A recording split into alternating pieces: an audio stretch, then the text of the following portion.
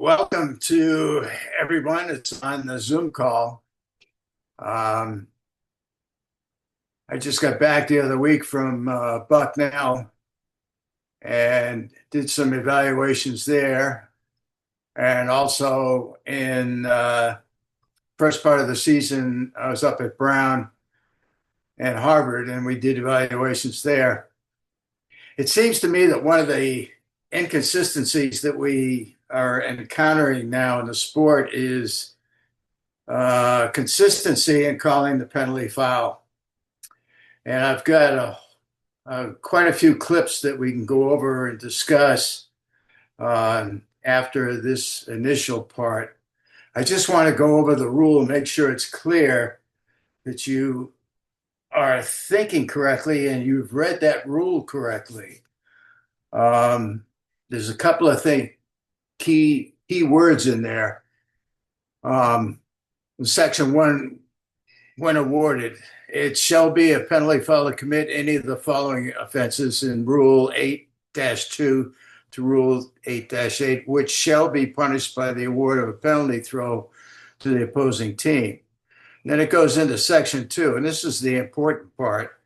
For defending player to commit any foul within the 6-meter area, but for which a goal probably would have resulted.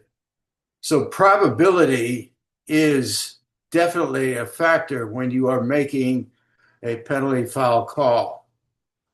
And you'll see in a couple of the clips a good example of probability and maybe not probability. Now, the interpretation, when an offensive player has the ball inside the 6-meter area in situations not otherwise addressed in Rule 8, the following circumstances should exist for there to be a probable goal. And then again, that's a key part of the sentence right there. And there are 3 factors that they list. 1, the offensive player shall be facing the goal. Now, facing the goal just doesn't mean your head is facing the goal. You should look at the shoulders. And if the shoulders are square to the goal, then that's facing the goal. Secondly, the offensive player shall have an open path to the goal with no defender other than the goalkeeper cutting off the open path.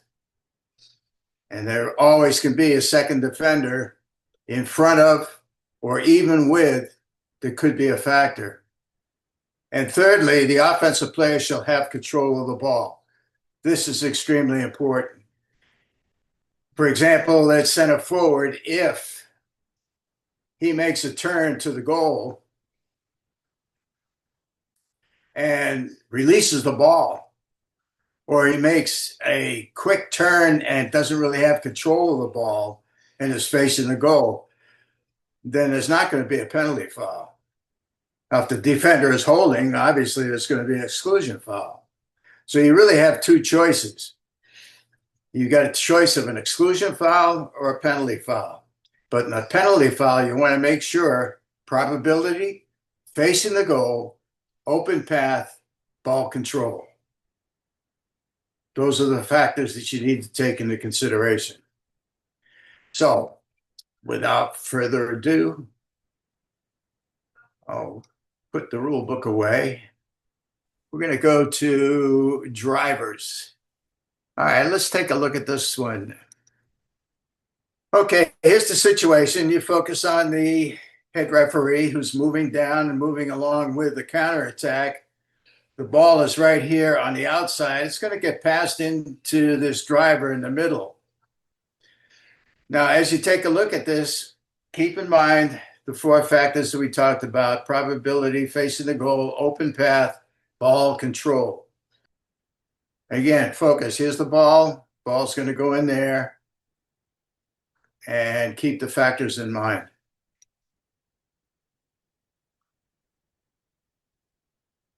Okay, the question is, should that be a penalty foul? A penalty foul in this situation was called, but in the evaluation session, we went over it and reviewed it. And I had a question even before then when this was actually taking place as to whether or not this should be a penalty foul. All right. When the ball lands, he's going to be facing the goal. He has this defender that's very close to him. And if he's completely facing the goal, shoulders square to the goal, and if he has control of the ball, those are the requirements for calling a penalty foul. He receives the ball, and now he's going to be basically fouled according to the rules. He's being impeded right here. He swings the ball around, and there's no ball control right there. He moves the ball around. The defender is definitely fouling him. He's got one hand down, one hand up. You can see the position of the goalie here. So he's coming in a little bit on from the side. So the probability of a goal in that situation decreases quite a bit because of his positioning, because of his loss of control. So if he were to call an exclusion foul, that would be perfectly acceptable. And again, it's a judgment call. And he's in a little bit better position than the camera is. So we have to take that into consideration. So that's how we discuss a penalty foul and whether or not that was a good penalty foul or whether that was a 50-50 penalty foul or whether or not it should be an exclusion foul. We came to the conclusion on this that in all probability, it was better for an exclusion foul. Okay, we'll take a look at a second driver situation here.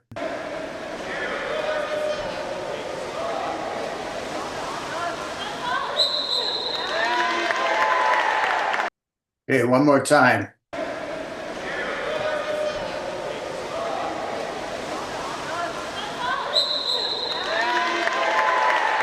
This is a little bit trickier because you have two defenders. The ball's coming in. The player definitely has good inside position and is actually being fouled prior to the ball coming in.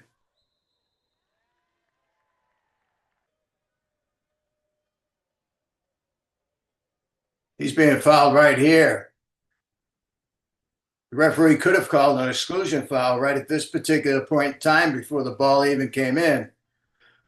But the referee saw that there was an advantage here, wanted to let it go and see what happens. Okay, second defender is behind, so that shouldn't be a factor at this particular point in time. It meets all the criterion right here. He's being fouled, facing the goal, basically. Well, he's kind of a little bit not quite square, but by the time the ball arrives, he will be square. Open path, yeah, just the goalie, that's it. Ball control, let's see what kind of ball control he has.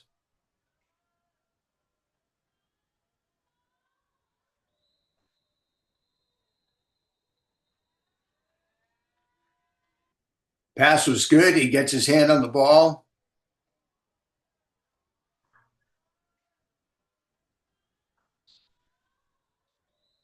He still had his hand on the ball, and basically they're putting the ball under, but he's being fouled, so this is a good penalty foul situation. Probably could have called it a little bit earlier. Might have made a difference in terms of how people perceive it. Timing is very important in calling a penalty foul. You don't want to be too early. You don't want to be too late. Again, here comes the right side. Frank asked, how does continuation factor? I'm not sure where you're coming from on that one, but continuation, as far as I had a coach ask me, how should I coach my players? I said, heck, if they've got an inside water situation, be determined in your mind that I'm going to score that goal. I'm going to take this ball and I'm going to put it in the goal and just keep moving. Don't give up at any particular point in time. Because if you give up, then the probability factor falls in there. Lack of control falls in there if you don't have your hand on the ball. So if you just let that ball go, you know, it's going to be an exclusion foul, not a penalty foul. I don't know if that answers the question or not. Okay, we're going to the right side here.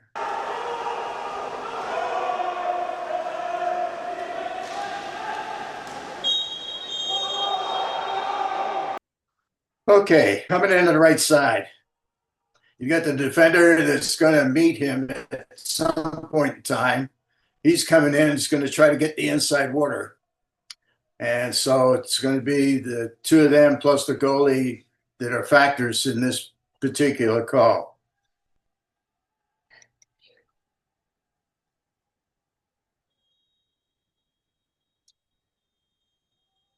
Okay, running it one more time.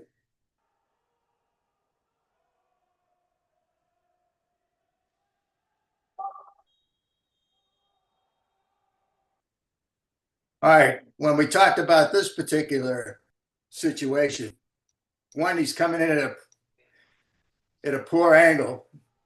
The goalie's in good position,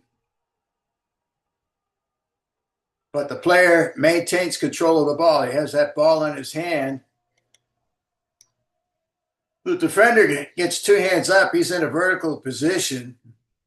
And basically, in this situation, isn't fouling. He's basically given up and saying, I hope you're going to miss it. But next, the goalie comes out.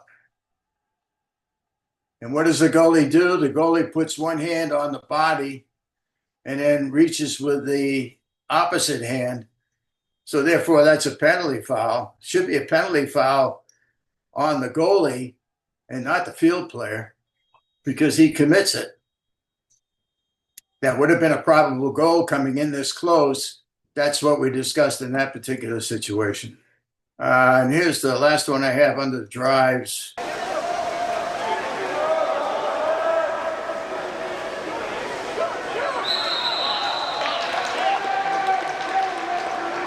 And one more time.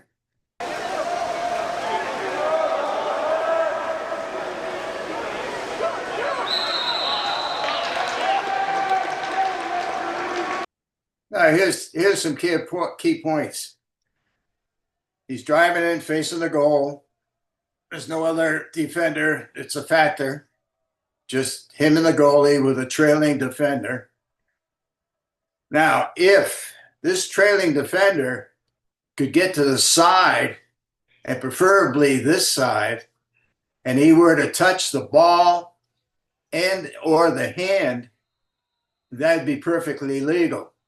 But unfortunately, he kind of comes in from behind and reaches up and grabs the arm first and then tries to go to the ball. So therefore, that's an easy penalty. But if he were to get up there and get the ball and catch the ball in just a hand, then that'd be good defense. And it wouldn't be a penalty. It would just be an exclusion for basically interfering or pressing down on the defender. Okay, 6 and 5. We have penalty fouls that happen in the 6 and 5, especially on the two post players on the 2-meter line.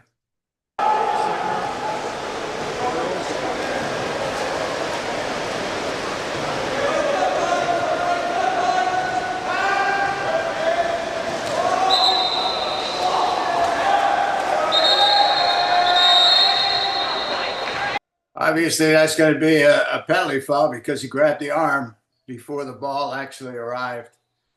And you could tell that he was going to get himself in trouble because he basically, just before that, went and grabbed the shoulder, grabbed the arm right here, and he goes up to the shoulder. But I think he even grabbed before that. Oh, yeah, right here. Right here, when the ball didn't come, he was already starting to grab on the shoulder. Next time around, he repeats that behavior and basically penalty foul.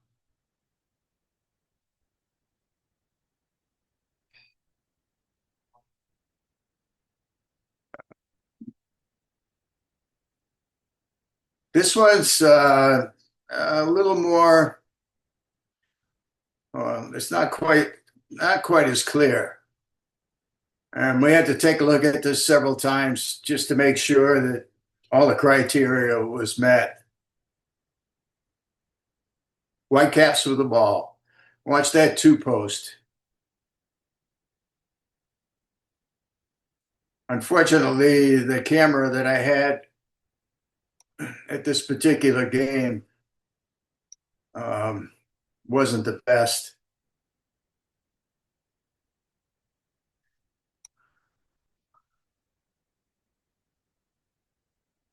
So he moves into the two spot.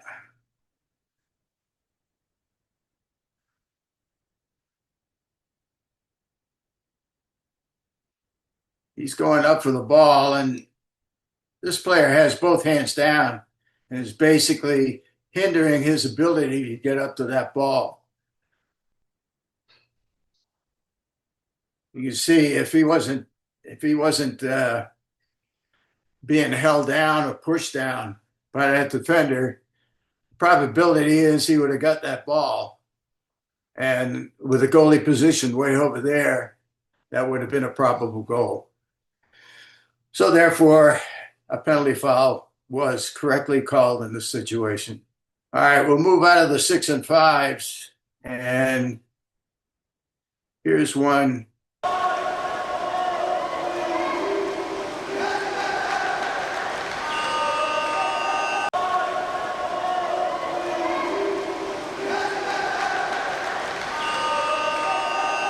Okay, it's a good example of a no-call situation where the defender did everything correctly to avoid a penalty foul.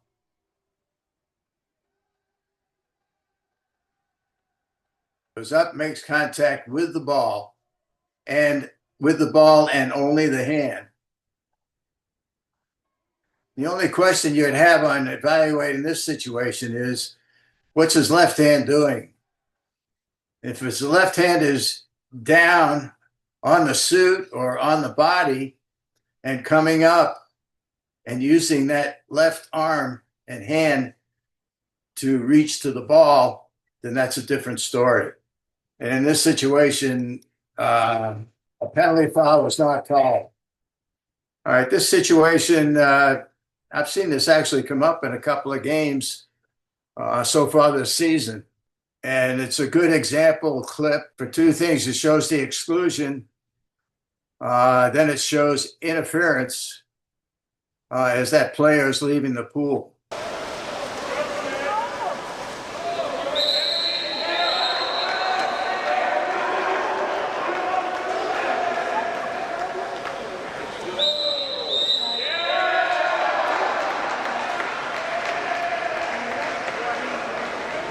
And there's the penalty foul, interfering with while he's leaving the field of play. Referee didn't feel that there was enough control of the ball in this particular situation. Defender got two hands up, kept him up there. So basically he called an exclusion foul. Also, the probability and the angle to the goal was taken into consideration. And then you go forward, and basically that player should go immediately on the water, way underwater, and just get as far away as he can and get outside the play zone area. What he did was not too smart. With real experienced players like some of the players they have on Fordham this year, there was a situation where the Fordham player, or the opposing team was excluded, and the Fordham player got the ball and actually kind of moved himself over a little bit in the path of the player that was leaving the field of play. The player that was leaving the field of play had no clue what was going on, and he was kind of slow in getting out. So he drew a penalty foul for interference. That was a pretty smart move on the Fordham players. side and not too smart on the opposing team. Unfortunately, I didn't get a lot of center forward action. I couldn't find clips on that. This is the only one I really had.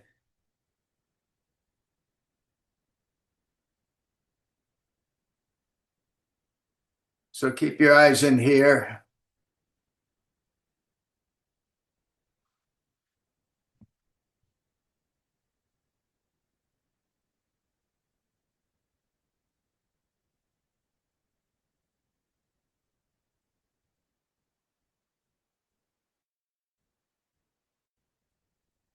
Okay, excludes the defender, center forward defender.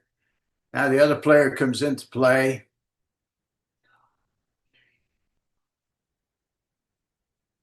But the problem here with calling it a penalty foul is there was no control of the ball, basically. And from this angle, you can't really see whether he was completely facing the goal. But he just swung that ball around and let go of it. And you've got to be extremely positive and follow through with your drive or with your turn and movement to the goal. And it's right in front of the goalkeeper. So it's very easy for him to come right out and take that ball away. And this last one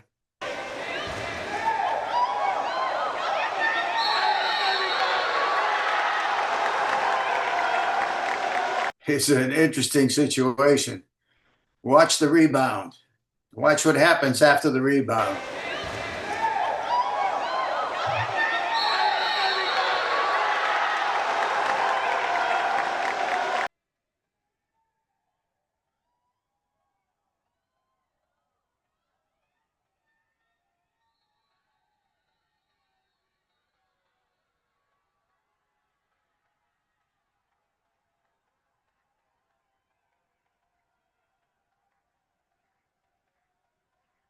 Now, we'd have to discuss on this.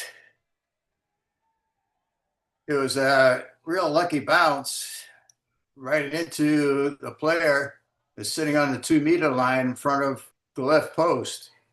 And he gets his hand on the ball, and then he kind of turns away from the goal, and you have a second defender coming in. So in that situation, you could call an exclusion foul and not a penalty foul. Because one, if the referee from his position over there felt that there was no control of the ball, eliminates that factor from the ones we talked about in terms of calling a penalty foul. So, and also, was he square to the goal? Were both shoulders square to the goal? So it's hard to determine from the camera angle, but that could just be an exclusion foul and not a penalty foul, as I look at it and evaluate it from this position. But that's the discussion that we'd have with the referee, whoever made that particular call. So that's basically all that I have in terms of videos. Does anybody have any questions? We've got about 3 minutes. Again, remember, probability facing the goal. The chest should be square to the goal, open path, ball control. Those are your factors. If you keep those foremost in your mind, and also try to memorize them. So if a coach questions you, you can say, hey, the probability of the goal was good. He was facing the goal. He had an open path and he had ball control. Or if it's one that, why didn't you call that penalty foul? It's a judgment call on your part and use your best judgment, but you can always go, the probability was very low. He was facing the goal. He did have an open path, but he didn't have ball control. And that's all you need to say. You don't need to get into any big discussion because it's a judgment call on your part, and you're basically stating what the rules are in the penalty throw, which we already looked at that page, and you memorize what the page number is in the rule book. You can also tell them look it up. But that's it. That's all I have.